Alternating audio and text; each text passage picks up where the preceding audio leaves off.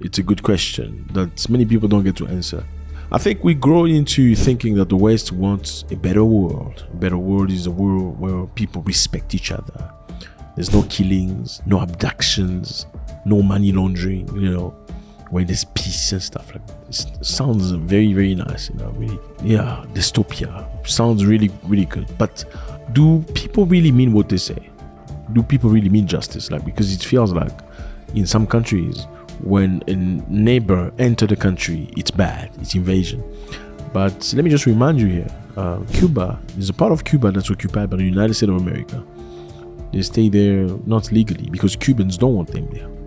They came there many, many years ago, and Cubans says, we don't want to do business with you. They say, okay, that's fine, but we're not leaving, we're staying here forever. You can do whatever you want. As you know, Cubans don't have the strength to fight America.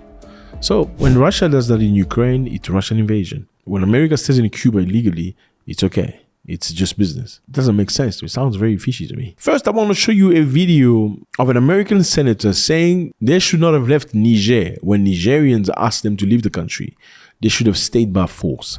And even now that they've decided to leave, it's not too late. They can go back, take a C-180 with fighter jets, and go back to Niger with their soldiers. And in case anybody dare to open their mouth, or any of these shithole countries dare to switch on their defense system, they should bomb them like never before. That we said was the great model of resilience. People we trained. We trained the coup leaders to go throw out the democratically elected government of Niger. And I know this will surprise you, but after that occurs, they say they want our bases that U.S. taxpayers have poured more than $1 billion into gone. They want our service members gone. And so I came to this floor after hearing from some of my constituents who were stationed in Niger. And after the overthrow of the government, there weren't resupply flights. They said, Congressman, we are going to be out of medicine in May if we don't get this sorted out. 3 days after I filed part 1 of the report that I am supplementing today, the Biden administration announced that we will be leaving Niger. A welcome sign, I'm sure, but the leaving didn't actually happen. We have people who are now more than 200 days into a 180-day rotation, and while the negotiation regarding retrograde and withdrawal are ongoing, the government in Niger is using the well-being and health of our service members as leverage to get what they want out of our government.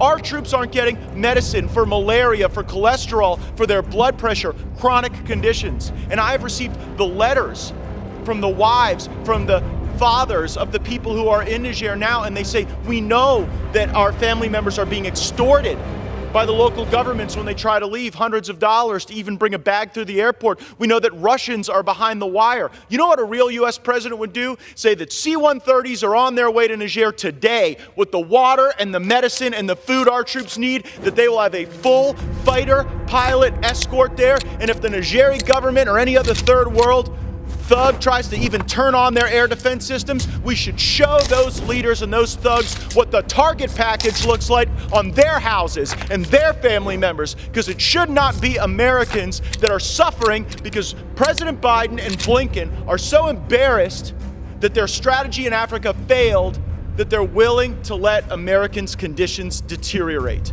They're willing to let our military spouses and family members wonder what's going to happen to their loved ones with their blood pressure rising and no blood pressure medication, or concerned what will happen now that we're in May and there's not sufficient malaria medication.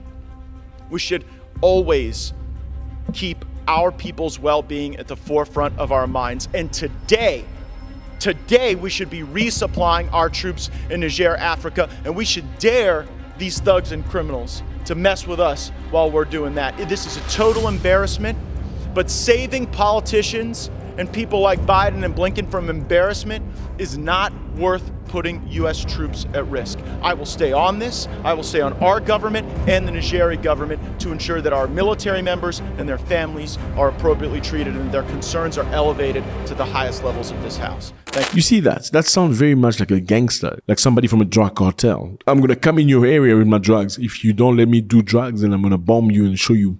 Sounds very similar, right? The only difference is in wearing a suit, right? And you expect a drug dealer to be wearing funny hip-hop looking kind of clothes. There's another video of a senator, Todd Yacht, as he was speaking, explaining on how America should have influence over Africa. He slipped a word saying, how do we do to continue to exploit their minerals? Listen to this. How can we help foster the public-private partnerships, bringing American capital and expertise and standards to Africa so that we can keep exploiting, so that we can exploring where we can get these minerals.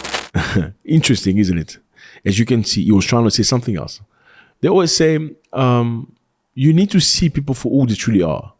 And you cannot fake forever. I don't know what your intentions are. It really doesn't matter.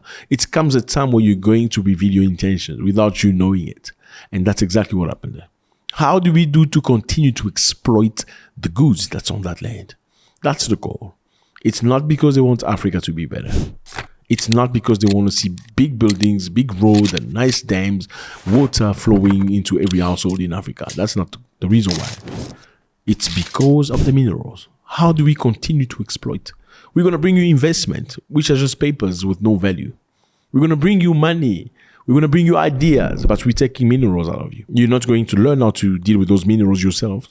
You're not going to learn how to produce, develop, and sell those minerals, or else we are useless.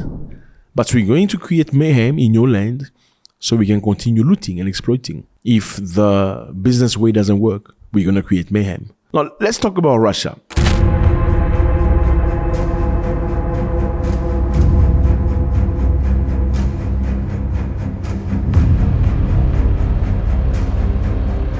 For most cases, we were used to mayhem and trouble and wars being an African thing, right? At least not a white thing. It's very much Asians and Africans and stuff like that. Now, by now, many people would think for two countries such as Russia and Ukraine that are surrounded by Europeans, these countries by now should be able to sit down and have a discussion to finish the war, right? Well, 3 years later, the war is still going on and lots of people being unalive. It's crazy, isn't it? Now, why are the Russians and the Ukrainians fighting? I mean, we thought Russia was fighting Ukraine. Why are Europe and America, especially America, sending so much weapons, billions and billions and billions in weapons? What is that for? It's not their war. Like, what is the interest there? Well, there is a level of financial interest. Listen to this. Lindsey Graham. The United States spends almost $1 trillion every year on war making. But do you know what the budget of the United Nations is? United Nations is supposed to be an institution, a global institution to build peace. The United Nations annual budget, my friends, is $3 billion. $3 billion to build peace, $1 trillion just by the United States to produce war. You can't eat in this country. You can't find a house to live in this country. You can't go to school and study without going to debt in this country. But you can bomb any country in the world. The greatest country in the world is the greatest country, not because there's no hunger in it, but because you can destroy any other country in the world. Those are your values. The values of a country are not to be measured by its constitution. The values of a country are to be measured by its budget. And the United States spends half its budget trying to destroy the world and then wags the finger and talks about democracy. Do you see how strange this looks from outside the United States? People look at this and think, who's this guy Biden? This is crazy. He's mediocre. He's wagging his finger. He's telling us about democracy. And right outside my window is a warship that's ready to destroy my family. It's bizarre. You see, we don't want to deal with humanity as a security problem, as a problem that requires war, as a problem that requires policing. There are real dilemmas of humanity. Those dilemmas of humanity need to be transcended with a politics of love. These mediocre imperialists fear love. They promote hate. They promote hatred. They don't understand love. They don't understand compassion. They don't know what it means to stay awake every night trying to make sure everybody's got something to eat.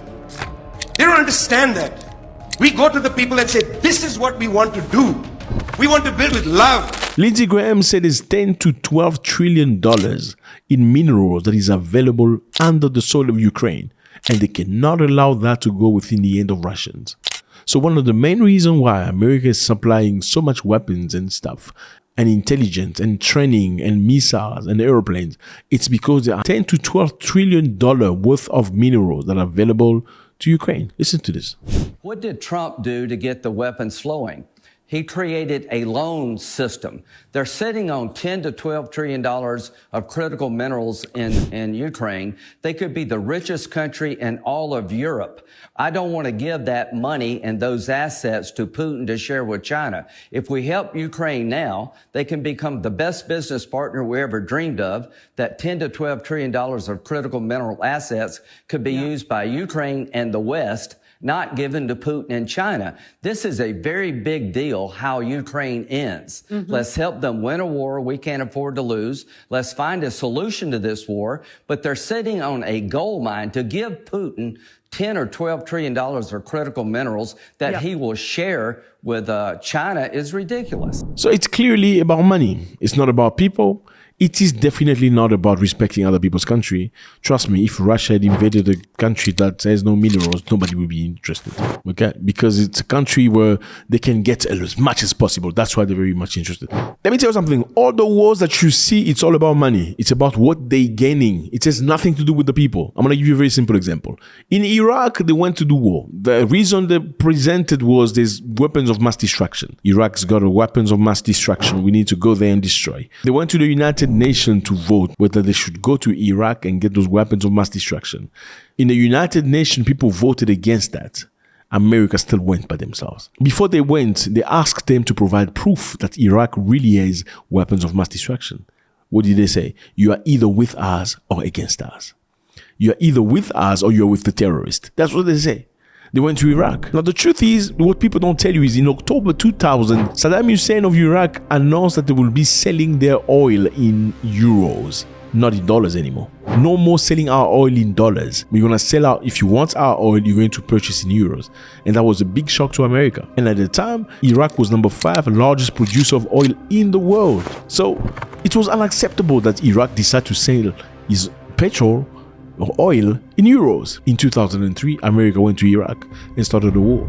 They destroyed the country, destroyed the culture, looted, they completely broke a civilization. And guess what else happened? They took $500 million worth of gold. That's what we know.